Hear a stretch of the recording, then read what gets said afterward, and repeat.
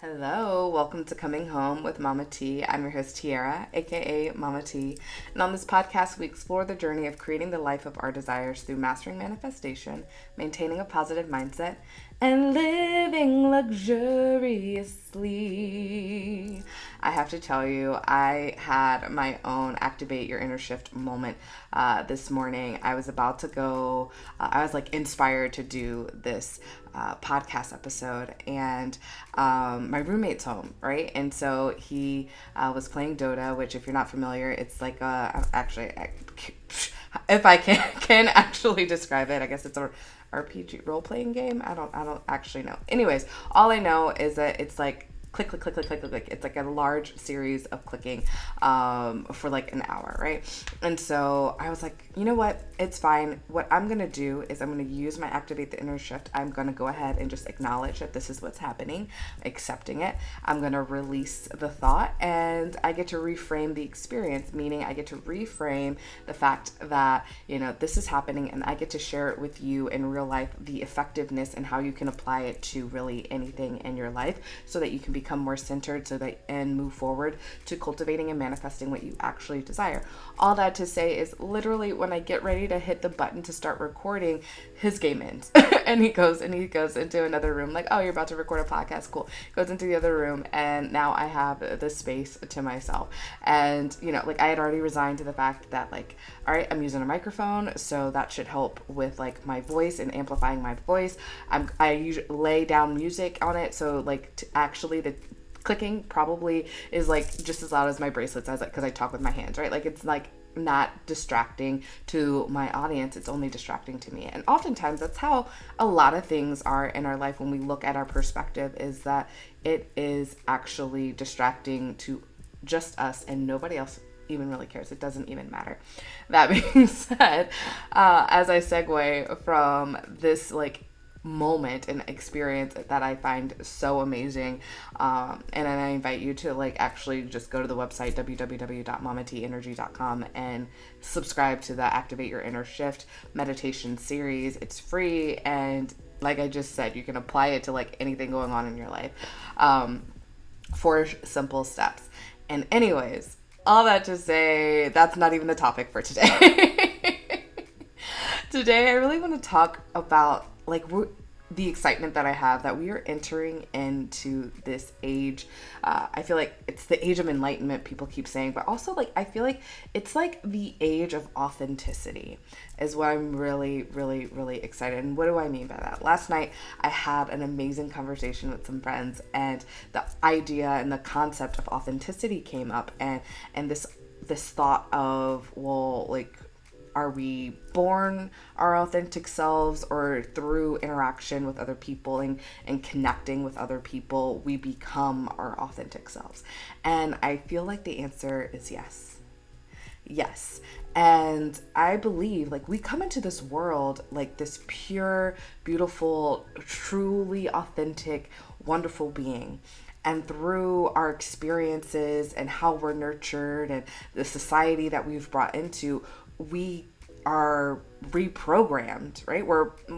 Basically, reprogrammed, because we come in this world pure. If like literally nothing and no one and any, like nothing interacted with us, we would figure out life on our own and like play. Like we would play with the world around us, and this like unadulterated, manipulated mindset, and like we wouldn't have the same fears or anything about anything, because no one else has told that and indoctrinated us into this experience, into this thought process. And so we would just have this like clear view, right?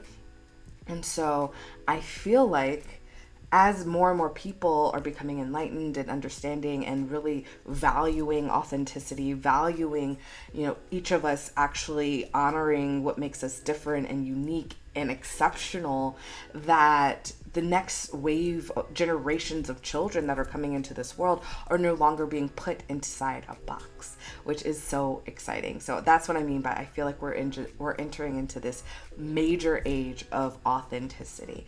I think it's so funny because I was like literally pulling the Yzma from Emperor's New Groove when I was talking last night. I was like literally we're born And then, we put it in a box, and then we put a box inside of another box, and a box inside of another box, and a box inside of another, and we smash it with a hammer, and all, like, we lose our, like, true, authentic self, and then become this, like, this cookie cutter. Like, we enter into this cookie cutter realm, and I feel like, especially if you look further back and back, like everyone's trying to keep up with the Joneses or keep up with the Kardashians, and maybe not everyone, but there's this like idea of this is what your life is supposed to look like. You're supposed to, like, American dream, white picket fence with the house and two and a half kids and a dog and whatever. And if you don't meet this criteria, you are not successful. This is how society is like trying to program you to believe what your life is supposed to look like. And maybe your friends, family members, whoever have drilled into you, this is what your life is supposed to look like. You're supposed to go to school, graduate, go to college, get a degree, get a job, and then live and maybe meet someone and have kids, and like this is it. And like you follow all of these steps, and go on vacation maybe, and that's all life is. But it's just like this routine thing, and that's really your expectation, and there's no like connection to any of it. You just kind of just follow this pathway that other people have set up. And while that is a pathway that's totally amazing and wonderful and great, it doesn't necessarily mean it has to be your pathway. And it goes back to that whole reprogramming aspect, or the aspect of society trying to put us inside these boxes. Yes. And as I'm thinking about it, I was just like, it's funny because like our generation, or generations maybe older, or what I'm finding for my generation and generations before me, is if they have this awareness of, okay, actually, I feel like I'm not my authentic self, then what does that look like? And then we are now put on this life's journey of connecting or cultivating who that authentic self is, because I truly believe that one, we can choose who our authentic self is, right? It's very easily showcased in life, because I'm literally thinking about this kid I knew in middle school, and I felt like his identity just matched whoever his best friend was at the time. Like if his best friend was someone that rocked the like rock-aware, had the kind of like BET rapper thug life vibe, then like he would dress like that person. If his bestie is now into like cowboy and country, next thing you know, he's got like cowboy boots and like a Stetson hat.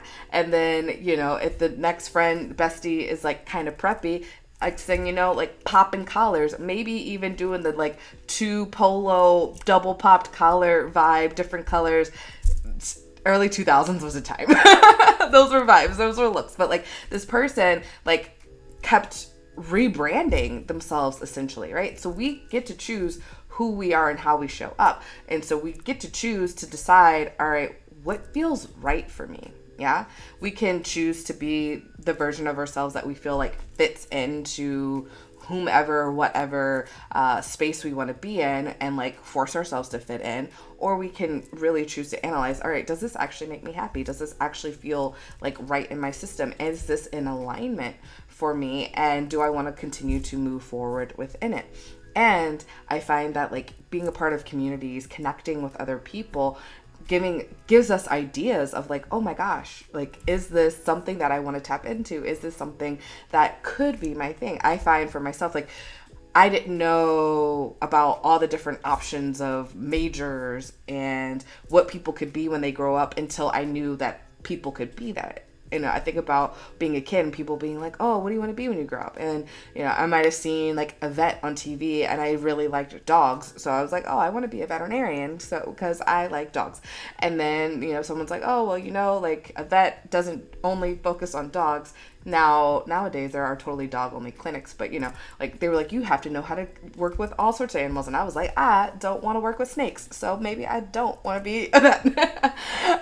And then I remember like, I like dolphins, I want to swim with dolphins, and I was really big into Animal Planet, and I was like, oh, like I could be, this person's a marine biologist. But had Animal Planet never been on TV, I don't think I would have known marine biology existed, because there was no one physically in my world who was a marine biologist. So I would have known that was an occupation, right? And so our minds sometimes are only open to what we know is a possibility unless we allow ourselves the creativity to explore. And that goes back to that authenticity, right? When we're encouraged to explore and play and find what feels good, then we get to like truly connect into that authentic self. And if we're from a space where we have been programmed to believe certain things that we find are not in alignment, our life journey might simply just be like deciding who we are. And then what I'm saying is, I think is beautiful, and the excitement that I'm circling back to is just that I really do believe that next generations of children are going to have a level of support to play that past generations didn't have. And not saying that there's anything wrong with past generations. When we look at the world and what has happened, like there were a lot of things to be afraid of. There were a lot of things to really like needed to protect ourselves. And I do believe a lot of our programming and our belief structure is built and predicated on making sure that we feel protected. I literally had a post this morning, someone was sharing in a group, and the conversation was just like, I'm going through this journey and I'm understanding myself, but how do I keep myself, as I'm opening my heart, as I'm, unlocking and peeling back my layers, how do I make sure that I stay protected? And I shared, my practices, which I talk about inside the home membership. And, you've definitely seen me in different aspects here throughout this podcast as well. And I do, rituals inside the home membership as well. So like deeper dives into exactly how those things work can be found in other spaces. But I was explaining, like, this is what I use in my own personal practice, crystals, Reiki, all that kind of stuff. But I want to offer the concept of, what if we're not focusing on being protected, but focusing on, being in the energy of safety. And so like, because protected and, no weapon shall form against me, these kind of ideas are, for me, have a trigger of fear underneath it. Like there is a fear frequency when I think about these things. There's like something that I need to be protected from. There are weapons that are coming at me that I need to like put up a shield about. And so I feel like by saying these things and utilizing these affirmations, it is basically manifesting more fear and triggers within my life field. Maybe it has no sort of charge for you, so those words work for you, and that's the play and the fun that you get with like activate your inner shift and just setting intentions in general, because we are programmed differently, right? Everyone is programmed differently. So like if I say pineapple, we might all have an idea of what a pineapple looks like. But if someone's never seen a pineapple, never tasted a pineapple, never had like a pineapple, and they're like, oh, pineapple is like a word that I've heard in I don't know like someone used for a password. I don't know, random things. Like, so we have different understandings of the same word, and that is okay. And so it has a different experience, therefore a different definition, therefore a different energetic frequency for us. So we get to decide for ourselves what energy feels right and in alignment for us, and therefore that's how we pick and choose what words, intentions, and what feels right. And I feel called in saying that, now that we've made definition a part of this conversation, then it's like, well, what does authenticity mean? What is the definition of authenticity? Being authentic. And for me, being authentic is like, basically, when it comes to being like a human, the word pure is like the synonym that comes to me. Like, it's like your purest form. Like, it's your truest form. It's who you are, like, at your core. At your core. And maybe you already know exactly who you are at your core, and you don't have to go through any sort of actual journey. Maybe your purpose isn't to define who you are, because you already know. And you get to actually go into a space where you are teaching, maybe, or mentoring, or you're in your life's purpose is something different, and then somebody else's life purpose is literally to define who they are, to get through their core, and utilize that experience to be of service to the world in a different way. And I love it because there's so many people in this world. There are so many people in this world that, by being our authentic selves, we get to attract so many other people, right? We get to create more and more communities, right? It's great. It would be amazing if the entire world, the billions and billions of people here, were in this community oneness mindset. That would be kind of cool, right? Like, if everybody was on the exact same page, and everybody was like enlightened and open-minded and knew exactly who they were and were comfortable and trusted and believed, and the frequency of the world was just like at like some unimaginable highness that we have just like transcended as an entire global space to a whole nother level, a completely different paradigm, and that would be fire. But that's not our experience right now. At least it's not my experience right now. And so there are like offshoots. Like, there's this community over here, and we talk about this, and a community over there that we talk about this, and a community over there. And my practice is making sure that as I enter all these communities, I am holding my energy and not putting on a mask anywhere, right? I am peeled into the like base of this, the core of this onion, and I'm true, and I am open and potentially even vulnerable in sharing who I am as I show up, but also trusting in myself that like, hey, I'll be okay if like I'm not accepted in this space. I am okay not having a seat at this table because I know how to build my own. Like, I am okay with all of that. And therefore, that gives me the strength and the power to continue to show up as I am, wherever I am, in any place with any person, in my like bright, shiny awesomeness, which is amazing. And that's what I invite for you. That's what I am wanting to cultivate and hold for you, and hold space for you, and what we nurture inside the home membership. If you have not joined this community, I'm like super, super excited. Everything is already set up and ready to rock and roll for you. The Facebook group is set up, and it's time to just invite people over. Like, it's like literally coming to my home, where like I've cleaned up, I've put out the pillows and the blankets, made some food, and it's time to both like feel comfy, cozy, but also have some fun and exploration and play the games of life, so that we can continue to create the desired life that we are looking for. This space has group coaching twice a month. The space has a monthly ritual where you'll receive Reiki healing to help release anything that is not in alignment with what you want to manifest, and then we'll set intentions, a manifesting intention. Going back to the group coaching will also have a tarot reading at the beginning to get more information from the universe about the energies of the time that we are experiencing in that moment. And if I feel called, as we're going through and each person's having their own individual time to chat, if I feel like the intuitive hit that we need a card, I may pull a card for that person individually, if that is something that they're open to doing. So that's pretty magical and special. And then so we have the group coaching, which is nourishment of the mind, ritual nourishment of the spirit, and then to nourish the body, I invite you guys to do some movement. So I'll be sharing movement into the space. I'll also be sharing recipes that I'm finding that are delicious and nutritious for the body, and I invite you guys to also share your recipes in there. And it's just a beautiful space to have